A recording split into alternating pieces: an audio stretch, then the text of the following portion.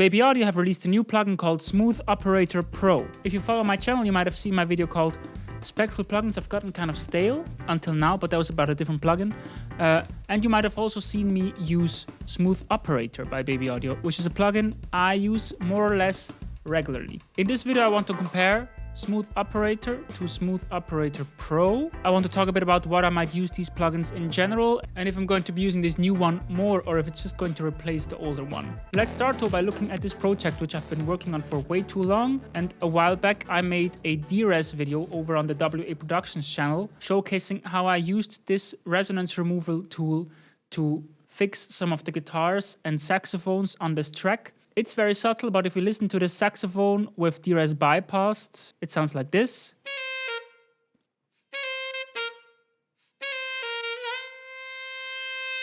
You know what? Wait 1 second. I've been out of the studio for a bit and I might need some help hearing these high frequencies as well. So I'm going with the Beyerdynamic DT770s, which for my taste are way too bright. But maybe for this video, they could be useful to hear the high end with a lot of detail. So that was the dry signal, and I found there was some biting high end, difficult to capture. I don't think it's just a single frequency, I just think it's a bit like unpleasant to listen to. And especially if we have a whole saxophone stack, that can add up. Let's remove all DRes instances for the purposes of this video.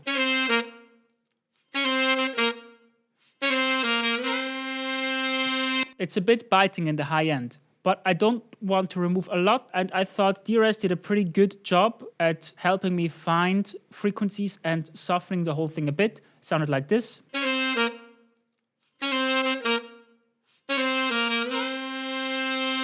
Better, maybe still a bit too bright. Yeah, but now let's remove DRes again and focus on Smooth Operator Pro.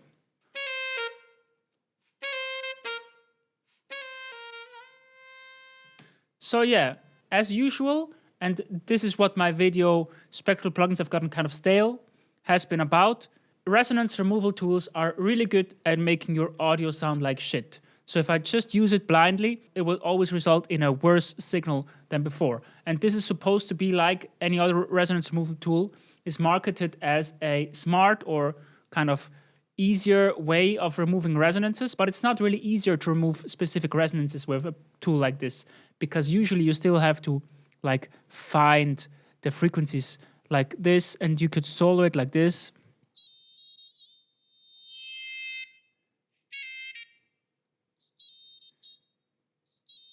This is around where I thought that the saxophone sounded a bit harsh, and it sounds like this with that removed.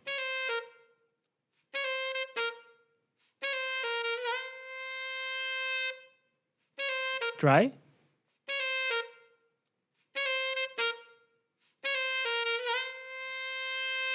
And with the processing.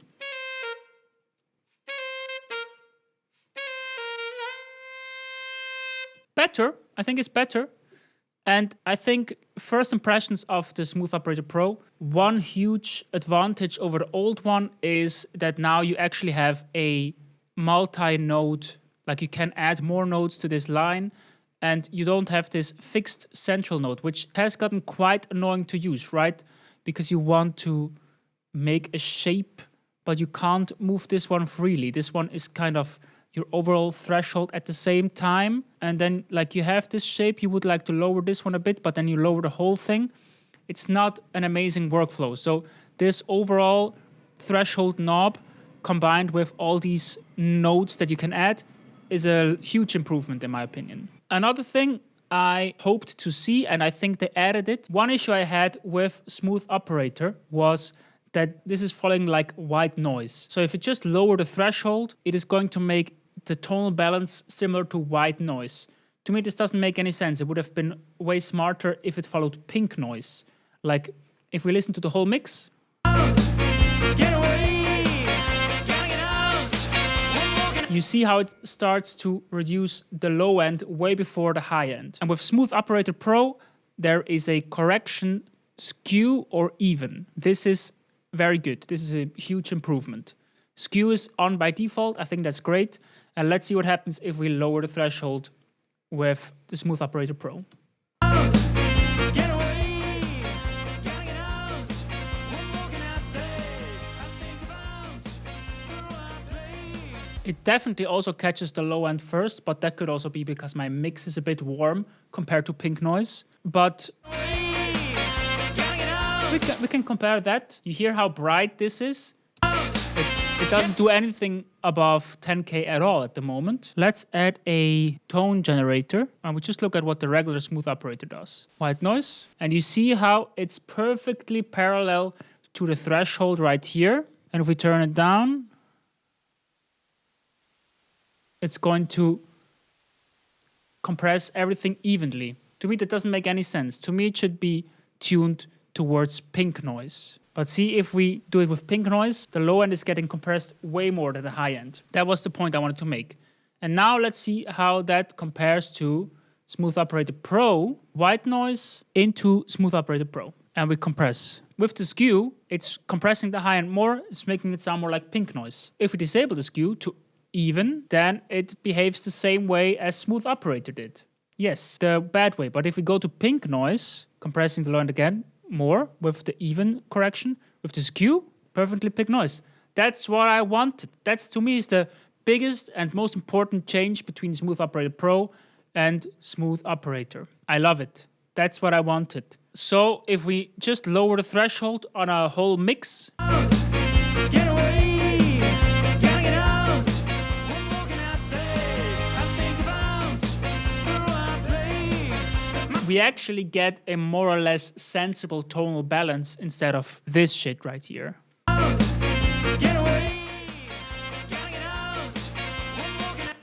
Also, I really like the high and low preservation. What if I like the low end already and I just want to correct the high end stuff above 1K, for example? Get away, gotta get out.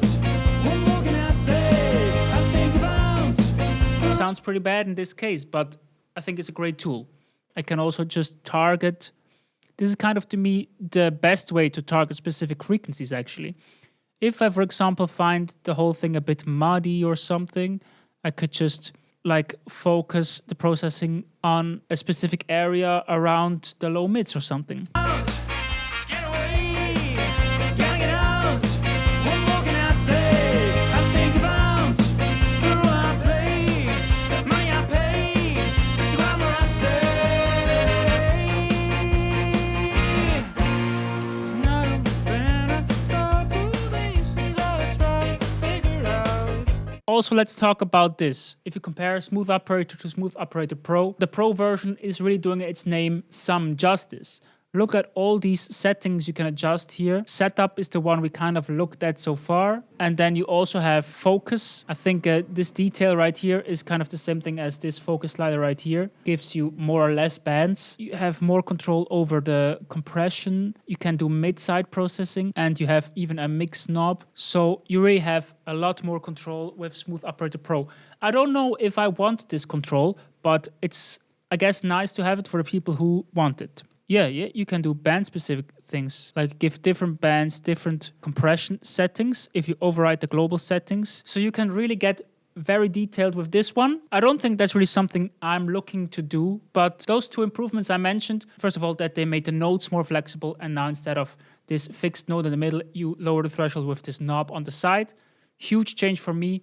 And also the skew correction, huge change for me. Those two make me probably want to use Smooth Operator Pro every time instead of Smooth Operator, but I don't think I'm going to reach for it a lot more often than I did in the past. And honestly, Smooth Operator is not something I usually used as specifically a resonance removal tool.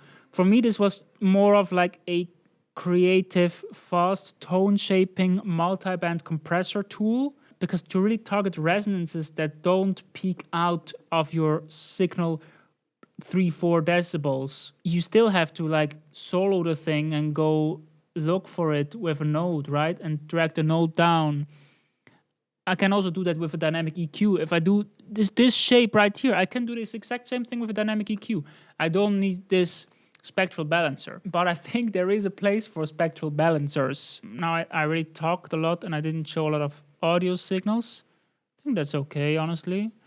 Yeah, there's presets, gentle mix bus cleanup. See, yeah, I don't want want to just looking at the shape of this. Get away, gotta get out. What more can I say? I think about the role I play, the money I pay. It actually is pretty good. It's actually pretty good. Get away, gotta get out.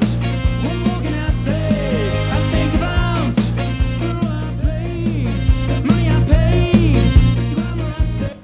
Yeah, something I wish, this makeup right here is a makeup for the whole signal. Here I'd boost the bass because I'm cutting the highs. I think it would be great if it was just like a makeup for the signal it's reducing, because I already have an output level, right? So this makeup could be just a makeup for the signal it's cutting. Does it make sense? Like if I'm cutting here, not all of the signal it removes here is a resonance. It's just evening out this signal so the resonances get kind of cancelled out and are now equally as loud as the rest of the signal I want to hear. But now I could boost all of it again more flat. That would be cool. So let's say I want to flatten out 2K. Make 2K nice and flat. Maybe we even make it more detailed. More isolated. Now we're really flattening out this area of the signal, but we're also cutting the volume a lot. And I want to get the volume back. So I have to boost 2K, make it kind of broad bell.